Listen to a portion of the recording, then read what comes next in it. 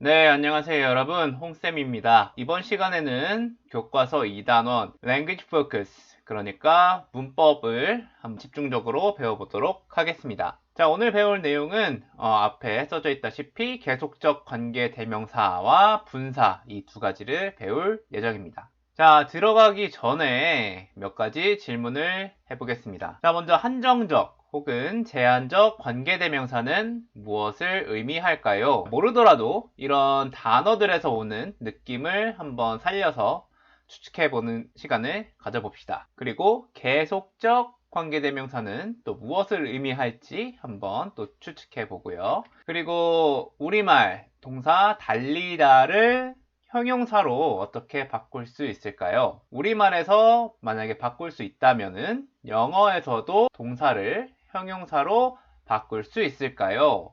자, 잠깐 생각해보는 시간을 가지도록 하죠. 앞에 질문 4가지를 한번 생각을 해봤나요? 자, 그러면은 나름대로 생각한 답을 마음속에 품고 수업을 들어보도록 하죠. 자, 첫 번째는 계속적 관계 대명사입니다. 여러분들이 생각한 계속적 관계 대명사의 뜻이나 의미를 비교해 가면서 수업을 들어보세요. 먼저 계속적 관계대명사를 본격적으로 설명하기 전에 이것을 이해하기 위한 기본적인 개념을 설명하는 시간을 갖도록 하겠습니다. 자, 아까 말했듯이 한정적 혹은 제한적 관계대명사와 계속적 관계대명사 이 두 가지 형태의 관계대명사가 있습니다. 사실 문법 시간에 가장 안타까운 경우가 이런 문법 용어들 한정적 관계 대명사니 용법이니 이런 용어들을 듣자마자 겁먹고 막 위축이 돼서 더 공부하기도 전에 선생님 저 몰라요. 일단 모른다고 잡아떼는 학생들이 굉장히 많습니다. 이럴 때마다 되게 안타까운데 왜냐면은 우리가 이 용어들을 보기만 해도 이런 문법들이 언제 어떻게 쓰이는지 대충 감을 잡을 수 있기 때문이에요. 여기서도 용어에서 이것이 과연 어떤 역할을 하는지 알 수 있는데 자, 한정적 그러니까 어떤 것을 제한한다는 거죠. 그런데 어떤 것을 제한을 하냐? 선행사가 가리키는 범위를 좁혀주는 역할을 하는 관계대명사를 우리는 한정적 혹은 제한적 관계대명사라고 합니다. 자, 그리고 계속적 관계대명사 같은 경우에는 사실 개인적으로는 이 용어 자체가 약간 좀 불친절하다고 생각을 해요.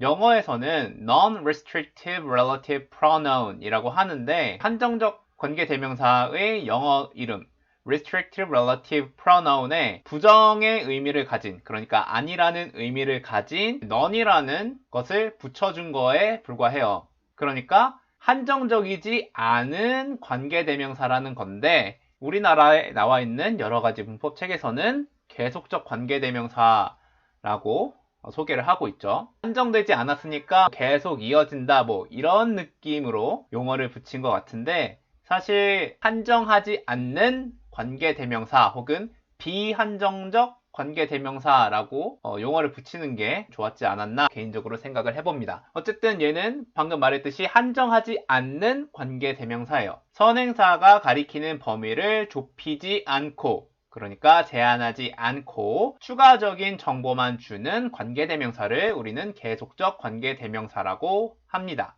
자, 여기까지 들으면은 두 개 개념이 도대체 뭔 차이가 있는지 잘 감이 오지 않을 거예요. 그렇다면 예시를 한번 살펴봅시다. 먼저 첫 번째로 한정적 관계대명사부터 보겠습니다. 우리가 1단원에서부터 2단원까지 굉장히 많이 봐왔던 관계대명사의 형태이기 때문이에요. 보다시피 사진 한 장이 있습니다. 이 사진에는 5명의 소녀가 있죠. 자, 한 사람이 이 사진을 보고 설명을 합니다. The girls who wear skirts are dancing. 소녀들. 그 소녀들은 소녀들인데 어떤 소녀들이냐면은 입고 있는 무엇을? 치마를. 그러한 소녀들이 지금 춤추고 있는 중이다. 라고 설명을 하고 있습니다. 자, 만약에 the girls에서 끝났으면은 여기 사진에 나와 있는 전체 소녀들을 가리키는 말입니다. 그런데 이 문장에서 말하고 싶은 바는 5명 전체 말고 치마를 입은 애들로만 말하고 싶은 거예요. 그러니까 이 세 명으로 의미를 좁혀서 말하고 싶은 거죠. 그래서 소녀들이긴 소녀들인데 이 치마를 입은 소녀들로 지금 범위를 좁혀주고 있는 겁니다. 그러한 역할을 하는 게 지금 관계대명사 절이죠. 반면에 계속적 관계대명사를 살펴보면 자, 앞에 첫 번째 사진과 유사한 사진이 또 한 장 있습니다. 아까 첫 번째 사진에서처럼 여기서도 5명의 소녀들이 있습니다. 자, 차이점이라면은 첫 번째 사진에서는 3명만 스커트를 입고 있었던 것에 비해 여기서는 5명 전원이 지금 치마를 입고 있죠. 이 사진을 보고 어떤 사람이 말을 합니다. Who wear skirts are dancing. 소녀들인데 그 소녀들은 입고 있다 치마를 그리고 춤을 추는 중이다 라는 문장입니다. 자, 아까 첫 번째 사진과 마찬가지로 The girls라고 하면은 이 사진 속 소녀들 전원을 가리키는 단어입니다. 그런데 아까 앞에서는 치마를 입은 3명만을 가리키도록 의미를 좁혀줬죠. 그런데 여기서는 이미 치마를 5명 전원이 입고 있기 때문에 3명만 가리키도록 의미를 좁혀줄 수 있는 기능을 하지 못해요. 이미 다 5명 입고 있으니까 단지 이 5명의 소녀들이 치마를 입고 있다라는 정보만 줄 뿐입니다. 자, 이제 한정적 관계대명사와 계속적 관계대명사가 의미적인 측면에서 어떠한 차이를 가지는지 이해가 되시나요? 자, 앞에서 한정적 관계대명사와 그리고 계속적 관계대명사가 의미적인 측면에서 어떠한 차이가 있는지 살펴봤습니다. 하지만 이 두 가지 관계대명사는 겉보기에도 차이가 있는데요. 먼저 한정적 관계대명사 같은 경우에는 관계대명사 앞에 쉼표, 커마가 없습니다. 그래서 여기 있는 예문에서 관계대명사 앞에 지금 아무것도 없죠. 반면에 계속적 관계대명사 같은 경우에는 반드시 관계대명사 앞에 쉼표, 커마가 있어야 합니다. 자, 또 다른 차이점으로는 한정적 관계대명사 같은 경우에는 관계대명사 that을 사용할 수 있습니다. 그래서 아까 예문에서 관계대명사 who를 관계대명사 that으로 바꿨어도 의미 차이도 없고 둘 다 맞는 문장이 됩니다.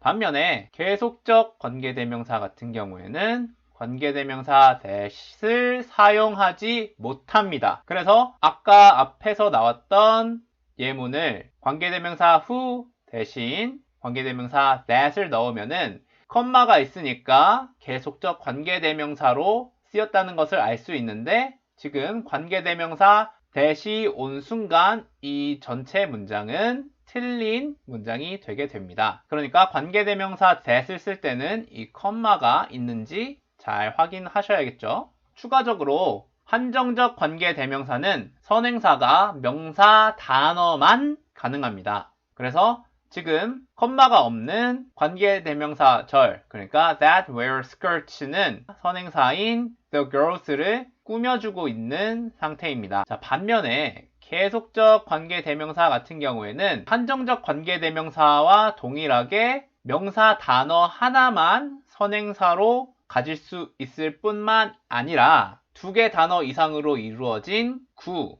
혹은 주어와 동사로 이루어진 절도 선행사로 가질 수 있습니다. 그래서 예문을 보면 The girls are dancing, which is awesome. 춤을 추는 중인데 그것이 지금 awesome, 놀라운 것이죠. 그러니까 놀라운을 의미하는 관계대명사절 which is awesome이 선행사인 the girls are dancing을 꾸며주고 있는 것이죠. 그래서 두 개의 차이점.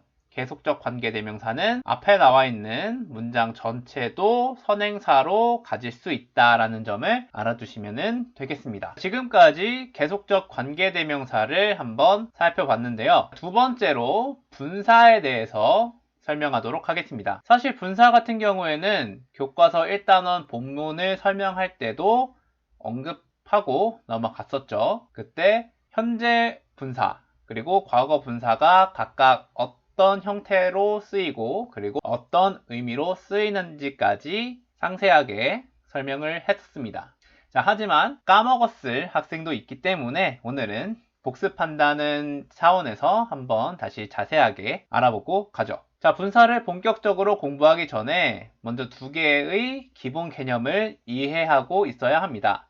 첫 번째는 동사의 개념을 한번 살펴보도록 합시다. 동사란 영어로 verb라고 해서 축약어로 V라고만 쓰죠. 그럼 동사가 무엇냐? 행동 혹은 상태를 표현하는 단어들을 동사라고 합니다. 예를 들어서 뛰는 행동을 나타내는 run, 먹는 행동을 나타내는 동사 eat, 그리고 서 있는 상태를 나타내는 stand, 이러한 단어들을 우리는 동사라고 말합니다. 반면에 형용사는 명사를 꾸며주는 단어를 가리킵니다.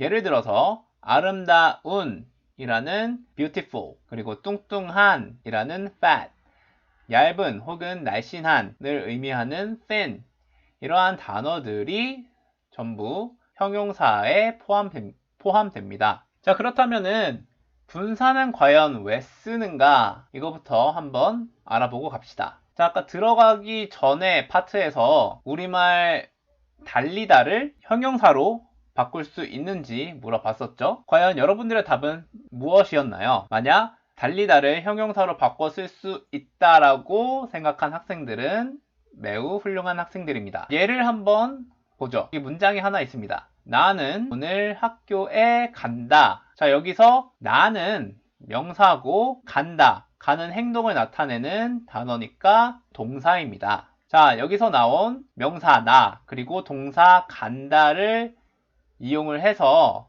오른쪽과 같이 바꿔봤습니다. 오른쪽에 4개의 명사가 있죠. 첫 번째는 나긴 난데 어떠한 나인지 지금 꾸며주고 있는 상태인 거죠. 그래서 오늘 학교에 가는 나, 그리고 오늘 학교에 가던 나, 학교에 갈 나, 학교에 갔던 나, 이렇게 가는, 가던, 갈, 갔던, 이것들은 전부 동사 간다를 변형시켜서 명사 나를 꾸며주고 있는 것이죠. 그래서 역시나 나는 계속 명사이지만 간다의 변형 형태인 가는, 가던, 갈, 갔던, 이런 것들은 형용사가 되는 것이죠. 자, 이렇게 우리말에서도 동사를 형용사로 바꿔서 명사를 꾸며줄 수 있습니다. 대신에 우리말에서는 이렇게 동사에 있는 다를 빼고 여러 가지 형태로 바꿔서 쓰는 편이죠. 하지만 영어는 굉장히 간결한 언어입니다. 그래서 어떻게 바꾸냐? 야, 뭐하러 막 다를 빼고 막 여러 개로 바꾸고 있어. 귀찮게. 그냥 동사 뒤에 ing만 붙여. 아니면 ed만 붙여. 이렇게 간단한 방법으로 동사를 형용사로 바꿔서 사용합니다. 예를 들어서 여기 또 문장이 하나 있죠. 그 학생은 학교에 간다 라는 문장입니다. 여기서 학생은 명사죠. 그리고 goes, 간다라는 의미의 동사가 있습니다. 자, 이것도 아까 앞에서와 마찬가지로 동사를, 명사 student를 중심으로 한번 변형을 시켜보죠. 자, 오른쪽에 명사가 있고, 그리고 이 동사를 형용사로 바꿔서 표현을 하면은 학생이긴 학생인데 어떠한 학생이냐면 going to school, 학교에 가는 학생. 이렇게 동사 go에 ing를 붙여서 형용사로 만들어 사용하고 있습니다. 자, 그럼 분사는 어떻게 쓸까요? 그냥 앞에서처럼 동사 뒤에 ing만 붙여서 어디든 써도 되는 걸까요? 그건 아니죠. 분사는 종류가 2개입니다. 첫 번째는 현재 분사, present participle 이라는 분사가 하나 있고, 그리고 과거 분사, past participle 이라는 2개의 유형이 있습니다. 자, 먼저 현재 분사부터 한번 살펴보면은 아까 봤었던 going처럼 동사 원형에 ing를 붙인 형태로 쓰고요. 그리고 의미는 뭐냐면은 기준은 항상 꾸밈을 받는 명사입니다. 분사가 꾸며주는 명사가 어떤 것을 능동적으로, 그러니까 명사가 스스로 나서서 행동하는 것을 표현할 때 현재 분사를 쓰고, 혹은 분사가 꾸며주는 명사가 어떤 특정 행동 혹은 특정 상태에 계속 있는 것이죠. 진행 중인 그러한 상황일 때 현재 분사를 씁니다. 반면에 과거 분사 같은 경우에는 동사의 과거 완료형, 만약 규칙 동사라면은 동사 뒤에 ed를 붙이거나 불규칙 동사라면은 그 동사만의 특정한 형태가 있겠죠. 이러한 과거 완료형을 쓰고, 그리고 현재 분사와는 반대로 이 분사가 꾸며주고 있는 명사, 얘를 기준으로 이 명사가 어떤 것을 당할 때 과거 분사를 쓰고, 분사가 꾸며주는 명사와 관련된 어떤 행동이 끝날 때 과거 분사를 사용해 줍니다. 자, 그럼 예문으로 한번 다시 봅시다. 현재 분사 같은 경우에는 아까 봤었던 예문을 또 한번 살펴보면 The student goes to school. 그 학생은 학교에 간다 라는 것인데, 이거를 명사 student를 꾸며주는 상황으로 한번 바꿔봅시다. 오른쪽처럼 학생이긴 학생인데 어떠냐면은 학교에 가는 학생. 자, 일반적으로 여러분들도 학교에 본인 스스로 걸어오죠. 누군가가 여러분들의 머리채를 쥐어잡고 질질 끌고 오는 건 아니잖아요. 그죠? 여러분들이 스스로 걸어서 오는 학교죠. 그러니까 지금 분사가 꾸며주고 있는 이 명사가 본인 스스로 가는 행동을 하고 있기 때문에 현재 분사, 동사 원형에 ing를 붙여서 사용하고 있습니다. 자, 또 다른 예시를 또 살펴보면은 The UFO is flying in the sky 라는 문장이 있습니다. 자, 이것도 명사 UFO를 꾸며주는 상황으로 한번 바꿔보죠. 다음 예시를 한번 살펴봅시다. UFO가 날고 있는 중이다. 어디에? 하늘에서 라는 문장입니다. 이것을 명사 UFO를 꾸며주는 상황으로 바꿔봅시다. 자, 일단 UFO이긴 UFO인데 어떤 UFO냐? 날고 있는, 그러니까 하늘을 날고 있는 UFO다 라는 것이죠. 이 UFO가 나는 행동을 계속 하고 있는 것이죠. 그러니까 날고 있는 것을 계속 진행 중이기 때문에 동사 fly에 ing를 붙여서 현재 분사 flying을 쓰고 있는 상태입니다. 반면에 과거 분사의 예시를 한번 또 살펴봅시다. The house was built by them. 그 집은 지어졌다 그들에 의해서 라는 문장이 있는데, 이것을 명사 house를 꾸며주는 상황으로 바꿔봅시다. 집이긴 집인데 어떤 집이냐면은 지어진, 그러니까 집이 스스로 자기를 짓는 상황은 없죠. 사람들에 의해서 지어지는 것이죠. 그렇기 때문에 동사 build의 과거 완료형 built를 써서 과거 분사로 쓰는 겁니다. 그리고 다음 예시, My homework has been finished. 내 숙제가 끝났다 라는 문장입니다. 자, 이것도 명사 homework를 꾸며주는 상황으로 한번 바꿔보죠.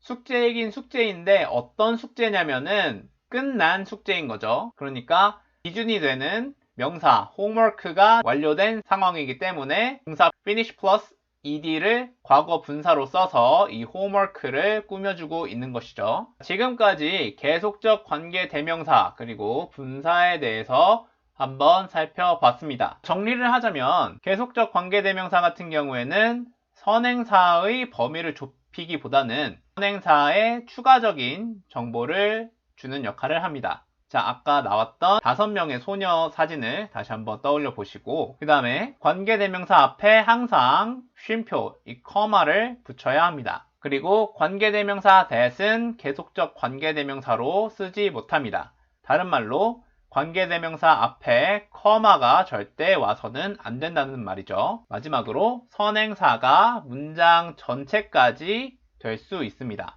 다른 말로는 관계대명사 절이 꾸며주는 대상이 단어뿐만 아니라 2개 단어 이상이 될 수 있다는 것이죠. 분사는 동사를 형용사로 바꿔서 쓸 수 있는 표현입니다. 그리고 현재 분사 같은 경우에는 동사 뒤에 ing를 붙여서 꾸며주는 명사가 무엇을 스스로 하는 상황 혹은 그 명사와 관련된 어떤 행동이나 상태가 계속 되고 있는 의미를 나타내는 역할을 합니다. 반면에 과거 분사 같은 경우에는 동사의 과거 완료형을 써서 꾸며주는 명사가 어떤 행동을 당하거나 혹은 행동이 끝났을 때 그 의미를 나타내기 위해서 사용되는 분사 형태입니다. 자, 지금까지 문법 개념 2개를 함께 배워봤습니다. 자, 항상 그렇듯이 우리는 이론만 배워서는 안 되고 이 이론을 직접 사용할 수 있는 단계까지 나아가야 합니다. 그렇다는 것은 여러분이 스스로 직접 그 문법들을